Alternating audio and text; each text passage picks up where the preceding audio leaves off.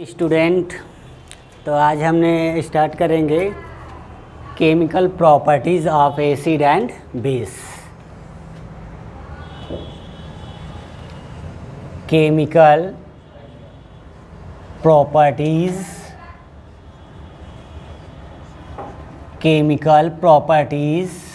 Of acid and base.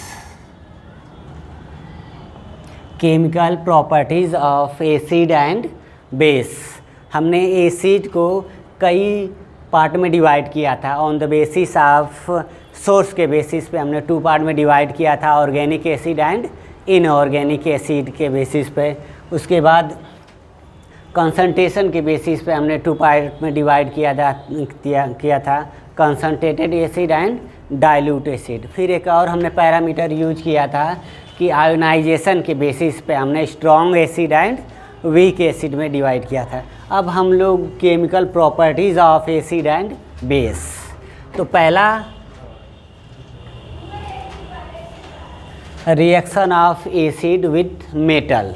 जब हम लोग एसिड का रिएक्शन मेटल से कराते हैं तो उस समय प्रोडक्ट हमारा क्या बनता है? तो reaction of acid, reaction with acid and metals, reaction of acid and metals। तो एसिड में बहुत सारे एसिड होते हैं, ऑर्गेनिक एसिड होते हैं एंड इनऑर्गेनिक। ओरिजिन या सोर्स के बेसिस पर हमने एसिड को 2 पार्ट में डिवाइड किया था, organic acid and inorganic acid. तो ऑर्गेनिक एसिड क्या होते हैं? लेस रिएक्टिव होते हैं, तो उनकी हम बात नहीं करेंगे। इनऑर्गेनिक एसिड की बात करेंगे जो कि बहुत से ज़्यादा क्या होते हैं? रिएक्टिव होते हैं। तो यहाँ पर हम इनऑर्गेनिक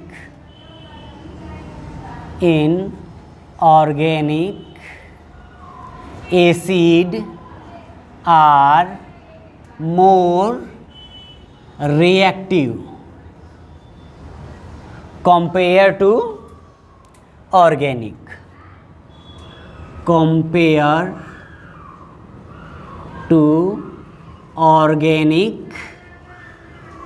एसिड। तो हम लोग ऑर्गेनिक एसिड की बात नहीं करेंगे, इनऑर्गेनिक एसिड की बात करेंगे, क्योंकि इनऑर्गेनिक एसिड क्या होते हैं? मोर रिएक्टिव होते हैं compare to organic acid. Inorganic acid में भी सबसे ज़्यादा रिएक्टिव जो होता है HCl होता है, मोर रिएक्टिव इनऑर्गेनिक एसिड। तो मोर रिएक्टिव इनऑर्गेनिक एसिड। तो फर्स्ट ऑफ ऑल HCl सबसे ज़्यादा मोर रिएक्टिव होता है इनऑर्गेनिक एसिड में भी।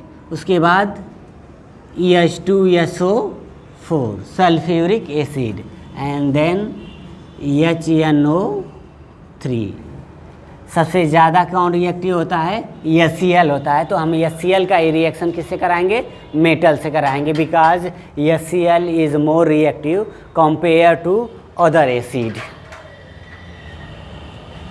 उसके बाद एसिड का रिएक्शन, हम इसी एसिड की बात करेंगे। HCl से रिएक्शन मेटल्स का कराएंगे, सल्फ्यूरिक एसिड का रिएक्शन मेटल से कराएंगे एंड HNO3 एसिड का मेटल से रिएक्शन कराएंगे, राइट।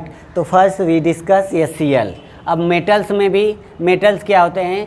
मेटल उसे बोलते हैं जो अपना लोन पेयर या इलेक्ट्रॉन डोनेट करने की टेंडेंसी रखता है, उसे क्या बोलते हैं हम लोग? मेटल बोलते हैं। तो मेटल भी उन मेटल की बात करेंगे जो बहुत ज़्यादा क्या हो? रिएक्टिव हों।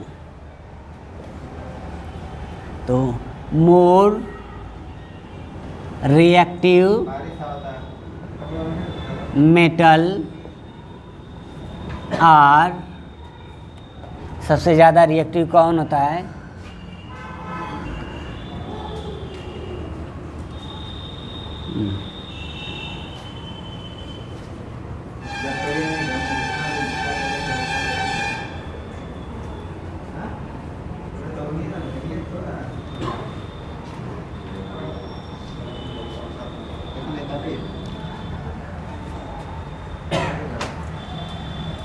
ये रिएक्टिविटी का order.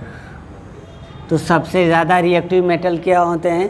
Potassium, sodium, calcium, magnesium, aluminium, zinc, iron, lead. ये हमारा मोर रिएक्टिव मेटल्स होते हैं। तो इन्हीं मेटल्स का हम रिएक्शन किससे कराएंगे? मोर रिएक्टिव एसिड से कराएंगे, दैट मीन्स CaCl से कराएंगे। बात समझ में आया? सभी मेटल्स की हम बात नहीं करेंगे, उस मेटल की बात करेंगे जो बहुत से ज़्यादा रिएक्टिव हों।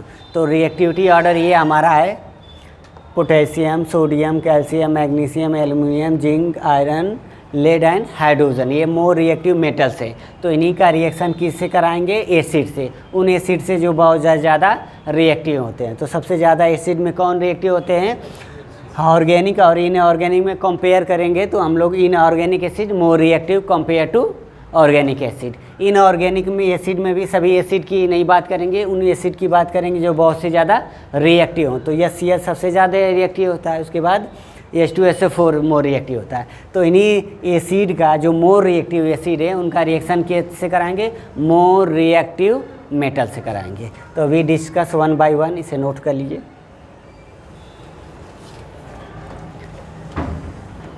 रिएक्शन कराते हैं पोटेशियम से प्लस HCl।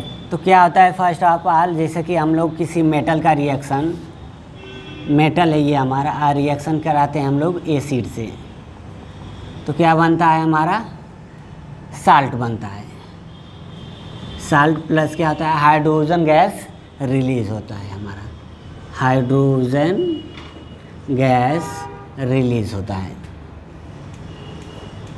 तो ये हमारा कॉमन एक रिएक्शन है कि जब भी किसी मेटल्स का जो मोर रिएक्टिव मेटल है उनसे रिएक्शन कराते हैं मोर रिएक्टिव एसिड से, तो हमारा क्या बनता है? साल्ट बनता है प्लस हाइड्रोजन गैस रिलीज होता है। ठीक है। तो किसी भी केमिकल रिएक्शन के 2 पार्ट होते हैं, first is right hand side and second is left hand side. Right hand side part को बोला जाता है product and left hand side part को बोला जाता है रिएक्टेंट। प्लस साइन ये इंडिकेट करता है कि इनिशियल टाइम में 2 एटम या 2 मॉलिक्यूल्स अदरवाइज 2 आयन सेपरेट हैं और ये फर्दर आपस में कॉम्बाइन करके एक न्यू सब्सटेंस का फॉर्मेशन करते हैं। तो फर्स्ट ऑफ ऑल ये प्रॉब्लम क्रिएट होता है कि कोई भी एटम या मॉलिक्यूल कॉम्बाइन क्यों करते हैं? तो स्टेबिलिटी का सभी का एक ही रीज़न है, स्टेबिलिटी अचीव करने के लिए एटम या मॉलिक्यूल क्या होते हैं? कॉम्बाइन करते हैं। तो first of all potassium plus HCl reaction कराते हैं तो क्या बनता है? साल्ट बनता है, KCl plus hydrogen gas release होता है। राइट।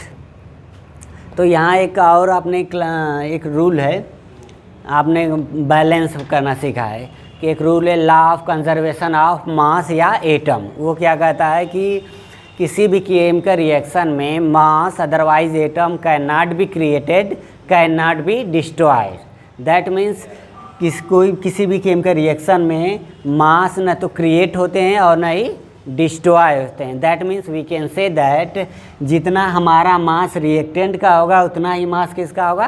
प्रोडक्ट का होगा। इन द अदर वर्ड, दूसरे शब्दों में हम ये कह सकते हैं कि जितना हमारा एटम रिएक्टेंट में होंगे उतना ही एटम हमारे कितने में होंगे? प्रोडक्ट में होंगे। तो यहाँ पर देखिए हाइड्रोजन 1 है, यहाँ पे हाइड्रोजन 2 है। तो एटम ना तो क्रिएट होते हैं ना ही डिस्ट्रॉय होते हैं। तो यहाँ पर हम लोग क्या कर लेंगे कि 2 ले लेंगे और यहाँ पर भी क्या ले लेंगे? मान लीजिए यहाँ पे 2 हाइड्रोजन हो गया और यहाँ पर हम लोग क्या ले लेंगे? 2। तो यहाँ पर ले लेंगे 2। अब देखिए बैलेंस है केमिकल इक्वेशन, 2 पोटेशियम 2 यहाँ पे है, 2 हाइड्रोजन 2 क्लोरीन 2 क्लोरीन। तो किसी भी केमिकल रिएक्शन में ना तो मास क्रिएट होते हैं और ना ही डिस्ट्रॉय होते हैं। दूसरे वर्ड्स में कह सकते हैं कि किसी भी केमिकल रिएक्शन में एटम भी ना तो क्रिएट होते हैं ना ही डिस्ट्रॉय होते हैं। Number of atom in the reactant are equal to number of atom in the product. जितने हमारे एटम रिएक्टेंट में होंगे उतने ही एटम हमारे प्रोडक्ट में होते हैं। इसे हम लोग law of conservation of mass या एटम बोलते हैं। ठीक है। तो ये हमारा साल्ट का फॉर्मेशन हुआ और ये हमारा गैस का फॉर्मेशन। अब दूसरा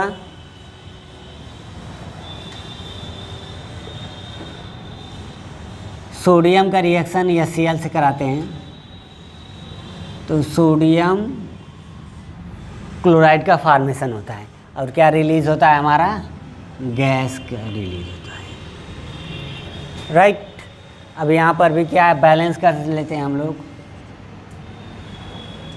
ये हमारा क्या है, तो एक साइड हमने मेटल का, डिफरेंट मेटल, उन मेटल का जो बहुत ही ज़्यादा रिएक्टिव होते हैं, तो हमने क्या किया था कि एक रिएक्टिविटी के बेसिस पे मेटल को अरेंज कर दिया था। उसे हम लोग क्या बोलते हैं, रिएक्टिविटी ऑर्डर ऑफ मेटल। तो उन्हीं मेटल को हम लोग रिएक्शन कराते हैं एसिड से जो बहुत ही ज़्यादा क्या हो, रिएक्टिव हों। एसिड में भी उस एसिड की बात करते हैं जो बहुत ही ज़्यादा रिएक्टिव एसिड होते हैं। सभी एसिड का तो हम रिएक्शन स्टडी कर नहीं सकते, और बहुत ज़्यादा जो अदर होते हैं वो रिएक्ट ही नहीं करते हैं। तो वो जो बहुत ज़्यादा एसिड रिएक्टिव होते हैं और बहुत ज़्यादा रिएक्टिव मेटल्स, तो वही रिएक्शन हम लोग स्टडी करेंगे, और जो होते हैं वो रिएक्शन नहीं देते हैं।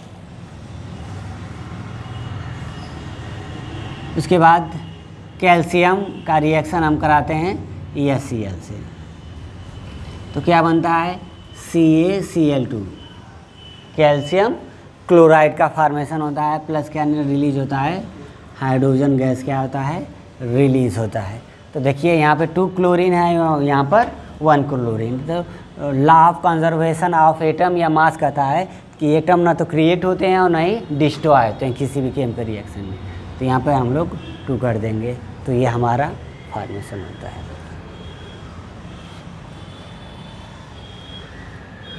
उसके बाद मैग्नीशियम का रिएक्शन किससे कराते हैं, HCl का, तो क्या बनाता है, MgCl2, मैग्नीशियम क्लोराइड का फॉर्मेशन होता है, प्लस हाइड्रोजन गैस क्या होता है, रिलीज़ होता है। तो यहाँ पर भी इसे हम लोग बैलेंस कर लेते हैं। तो उन मेटल को हम ले लेते हैं जो क्या होते हैं, बहुत ही ज़्यादा रिएक्टिव। रिएक्टिविटी ऑर्डर हमने आपको बताया था,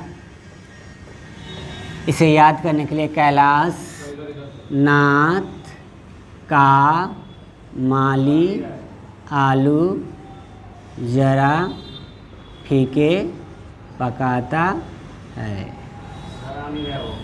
हाँ, बंद हो गया, अच्छा चलिए कोई बात नहीं, ये आ रहा है ना, बात समझ में आया। तो अब हम लोग क्या करते हैं, इस रिएक्टिव मेटल का 1 बाय 1 करके हम लोग किसे एसिड से, HCl एसिड से क्या करते हैं, रिएक्ट करते हैं, और हमारा साल्ट का फॉर्मेशन होता है और हाइड्रोजन गैस रिलीज होता है। एंड नेक्स्ट इज एल्युमिनियम का रिएक्शन कराते हैं HCl से, तो क्या बनता है, एल्युमिनियम ट्राई क्लोराइड का फॉर्मेशन होता है, प्लस हाइड्रोजन गैस क्या आता है, रिलीज होता है। तो यहाँ पर इसे बैलेंस हम लोग कर लेते हैं, यहाँ पे 6 कर लेते हैं और यहाँ पर 2, और यहाँ पर 3 कर लेते हैं, बैलेंस हो गया। 3 हाइड्रोजन, 6 हाइड्रोजन, यहाँ पर भी 6 हाइड्रोजन, यहाँ पर 6 क्लोरीन, यहाँ पर भी 6 क्लोरीन, 2 एल्युमिनियम, 2 एल्युमिनियम। तो ऐसे हम लोग बैलेंस करते हैं किसी भी केमिकल रिएक्शन को, ठीक है। ये इसका मैकेनिज़्म कुछ ऐसे समझ सकते हैं आप लोग, जैसे जितने भी फर्स्ट ग्रुप के फैमिली मेंबर होते हैं वो क्या होते हैं, उसमें 1 पॉजिटिव चार्ज होते हैं, क्योंकि वो 1 इलेक्ट्रॉन डोनेट करते हैं।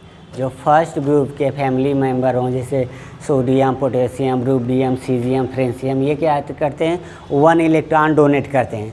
तो 1 इलेक्ट्रॉन डोनेट करते हैं तो इस पर 1 पॉजिटिव चार्ज रहता है, क्लोरीन पे 1 नेगेटिव चार्ज।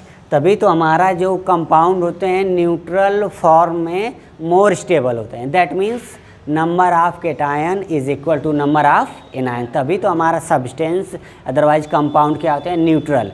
तो neutral compound is more stable compare to charge compound. उसके बाद नेक्स्ट जिंक। जिंक का रिएक्शन किससे कराएंगे, फिर एसिड से कराएंगे। तो क्या हमारा फॉर्मेशन होगा, zinc chloride plus hydrogen gas क्या होगा, रिलीज होता है। ये देखिए second, chlorine and calcium and magnesium किस फैमिली मेंबर के हैं, सेकेंड ग्रुप के हैं। एल्युमिनियम 13 ग्रुप के फैमिली है, तो इस पर 3 पॉजिटिव चार्ज होता है तो 3 क्लोरीन आयन होता है। इस पर 2 पॉजिटिव चार्ज होगा था मैग्नीशियम पर तो निगेटिव होता है, तो 2 एटम रहेंगे तभी ना। जैसे कि मैग्नीशियम पर कितने चार्ज होते हैं, 2, तो क्लोरीन 1 होता है, 1 निगेटिव चार्ज रखता है तो 2 निगेटिव एटम रहेंगे तभी तो इसको सेटिस्फाई करेंगे। 2 पॉजिटिव चार्ज है तो 2 क्लोरीन एटम रहेंगे तभी तो। ऐसे में क्लोरीन में क्या होते हैं, 1 पॉजिटिव चार्ज होते हैं, इसीलिए 1 निगेटिव चार्ज क्या करता है, सेटिस्फाई करता है। तो इसीलिए न्यूट्रल कंपाउंड या substance is more stable compare to charge, right. Next is क्या होगा, क्या कराते हैं, जिंक का हो गया था, अब आयरन का Fe प्लस ESCl। अब हम इसको कराते हैं तो FeCl2 प्लस हाइड्रोजन गैस का फॉर्मेशन होता है, राइट। ये हमारा आयरन है। अब देखिए इसे बैलेंस कर दीजिए, 2 इलेक्ट्रॉन, यहाँ पे 2 हाइड्रोजन एटम हुए, यहाँ पर 2 क्लोरीन 2, ये सेटिस्फाई हो गया। तो कोई भी केमिकल रिएक्शन अगर बैलेंस नहीं है तो हम क्या करते हैं, उसे बैलेंस कर देते हैं, क्योंकि हमने स्टडी करके रखा है कि किसी भी केमिकल रिएक्शन में ना तो एटम क्रिएट होंगे या ना ही डिस्ट्रॉय होंगे। तो number of atom in the reactant are equal to number of atom in the product, हो गया। उसके बाद लेड का कराते हैं PbSCl, इसका जब रिएक्शन कराते हैं तो हमारा लेड क्लोराइड का फार्मेशन होता है प्लस CH2 गैस रिलीज होता है। तो यहाँ पर भी हम लोग 2 एटम कर देंगे, 2 हाइड्रोजन एटम, यहाँ भी 2 hydrogen atom and 2 chlorine atom, यहाँ पर भी 2 क्लोरीन एटम। उसके बाद कॉपर ESCl से रिएक्शन कराते हैं तो ये रिएक्शन नहीं, नो रिएक्शन। गोल्ड से कराते हैं Au से ESCl का रिएक्शन तो ये भी क्या करता है, नो रिएक्शन। तो ये बहुत ज़्यादा टेम्परेचर, हाई टेम्परेचर प्रेशर देंगे तो हो जाएगा, अदरवाइज़ ये सब रिएक्शन नहीं होते हैं।